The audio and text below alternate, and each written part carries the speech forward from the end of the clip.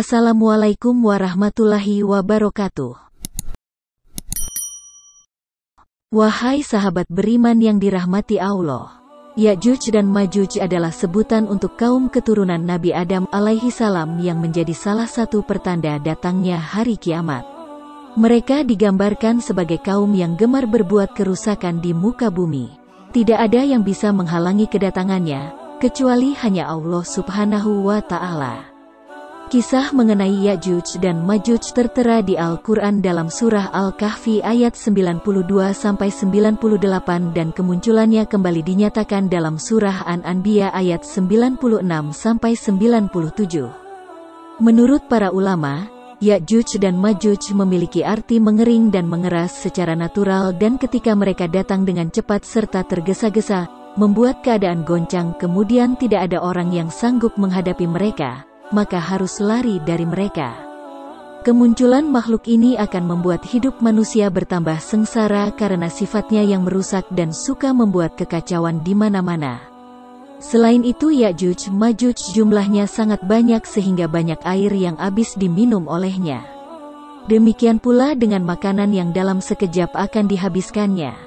Ahli tafsir Imam Ahmad dalam buku Fitnah Dajjal dan Ya'juj dan Ma'juj mengungkap misteri kemunculan Dajjal dan Ya'juj Ma'juj, memberikan gambaran mengenai kemunculan Ya'juj dan Ma'juj sebagai pertanda hari kiamat. Mereka diceritakan akan turun dari gunung layaknya air bah yang mengalir dengan deras. Ketika melewati danau, airnya akan diminum hingga habis. Ketika bertemu manusia, ia akan membunuhnya. Ia tidak akan puas dalam hal apapun.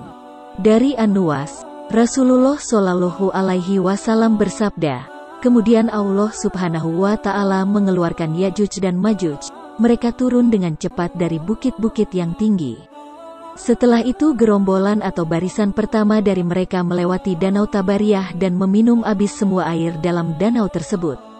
Hadis riwayat Muslim, Tirmidzi, Abu Dawud, Ibnu Majah.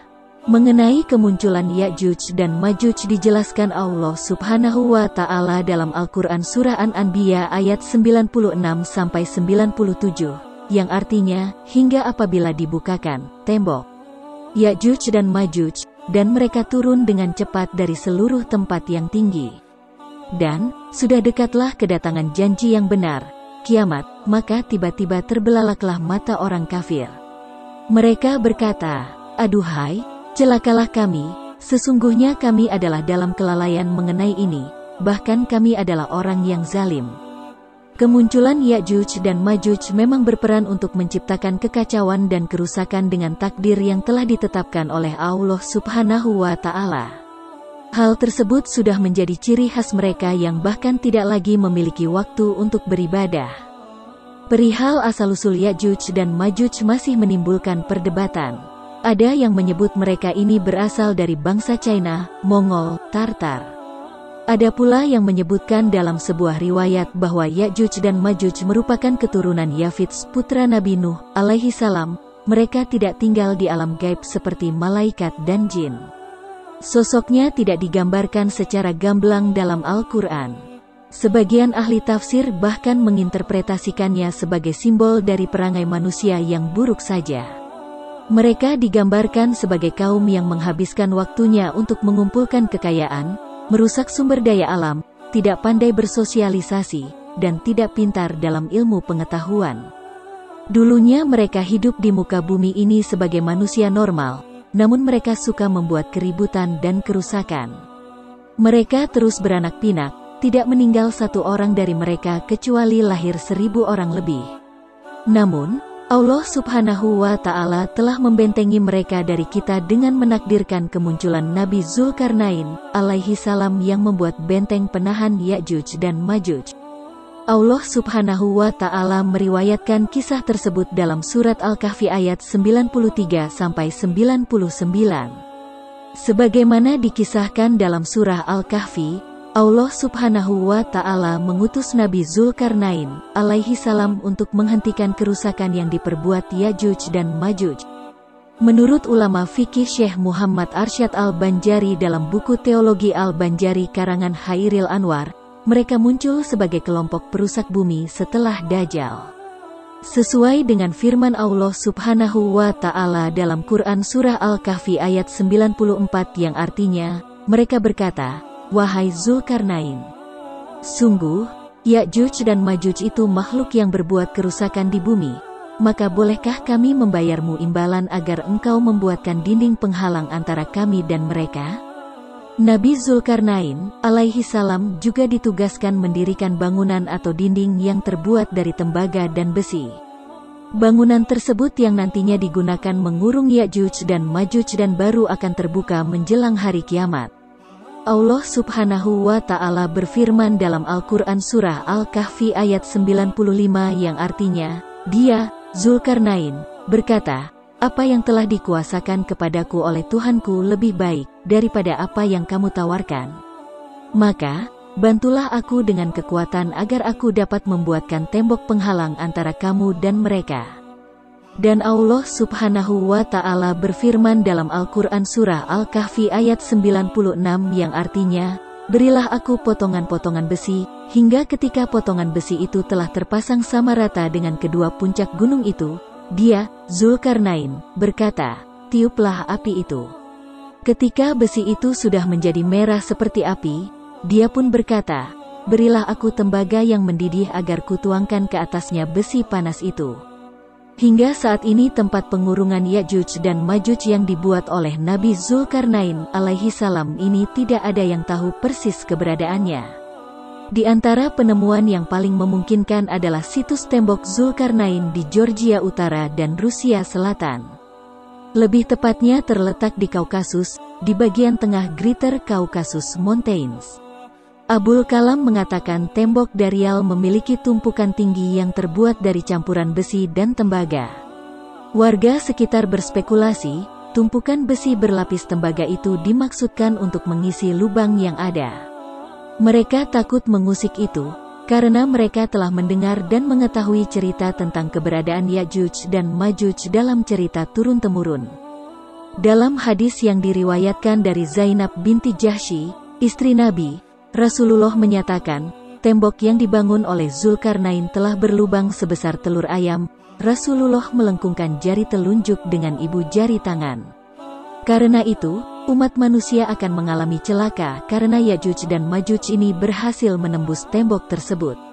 Hadis ini diriwayatkan oleh Bukhari, Muslim, dan Ahmad. Ciri-ciri Ya'juj dan Ma'juj. Ketika mereka turun dari gunung, seakan-akan air bah yang mengalir, tidak pandai berbicara dan tidak fasih, bermata kecil sipit, berhidung kecil, lebar mukanya, merah warna kulitnya seakan-akan wajahnya seperti perisai, dan lain-lain. Ciri-ciri tersebut diterangkan dalam hadis Rasulullah Shallallahu Alaihi Wasallam. Dalam riwayat Imam Ahmad dari bibinya, dia berkata yang artinya, Rasulullah Shallallahu Alaihi Wasallam berkhutbah dalam keadaan jarinya tersengat kalajengking. Beliau bersabda, "Kalian mengatakan tidak ada musuh.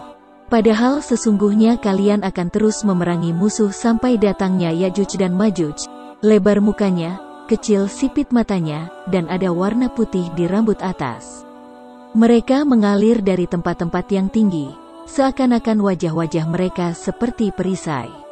Hadis riwayat Ahmad, sifat mereka dikatakan sangat keras, kasar, biadab, sombong, gigih, senang berperang, merampok, membunuh, merusak, memperkosa korbannya, dan mereka tidak menyukai umat bangsa selain mereka sendiri. Kesombongan mereka digambarkan dalam sebuah hadis Rasulullah Shallallahu Alaihi Wasallam.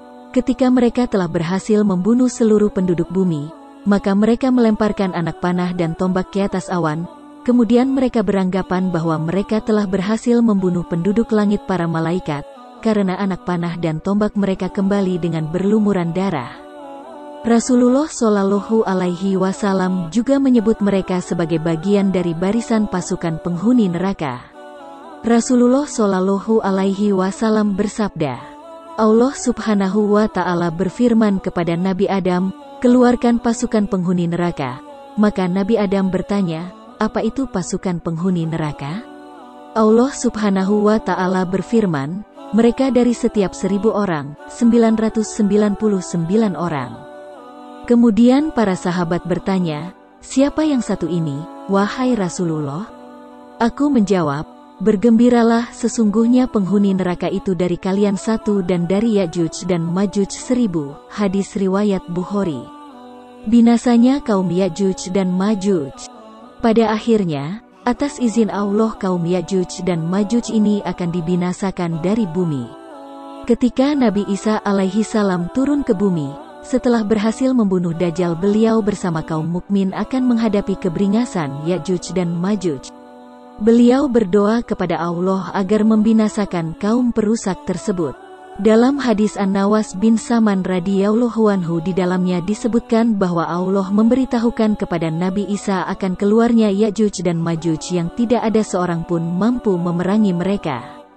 Allah memerintahkan Nabi Isa untuk menjauhkan kaum mukminin ke Gunung Tur. Kemudian Allah membinasakan Ya'juj dan Ma'juj dalam satu malam berkat doa Nabi Isa bin Maryam. Diriwayatkan dari An-Nawas bin Saman radhiyallahu anhu dalam hadis riwayat Muslim, ketika Allah mewahyukan kepada Isa, "Sesungguhnya aku telah mengeluarkan hamba-hambaku, tidak ada seorang pun dapat mengalahkannya, maka kumpulkanlah hamba-hambaku ke Gunung Tur." Kemudian Allah mengutus Ya'juj dan Ma'juj, mereka datang dari setiap tempat yang tinggi. Maka kelompok pertama dari mereka melewati Danau Tabariyah, mereka meminum airnya. Lalu orang yang belakangan dari mereka berkata, "Di danau ini dulu pernah ada airnya." Nabiullah Isa dan para sahabatnya dikepung, sehingga pada hari itu kepala seekor sapi lebih berharga daripada 100 dinar milik salah seorang dari kalian. Kemudian Nabi Isa dan para sahabat berdoa kepada Allah, lalu Allah mengutus ulat-ulat pada leher-leher mereka, Ya'juj dan Ma'juj, akhirnya mereka semua mati bagaikan satu jiwa yang mati.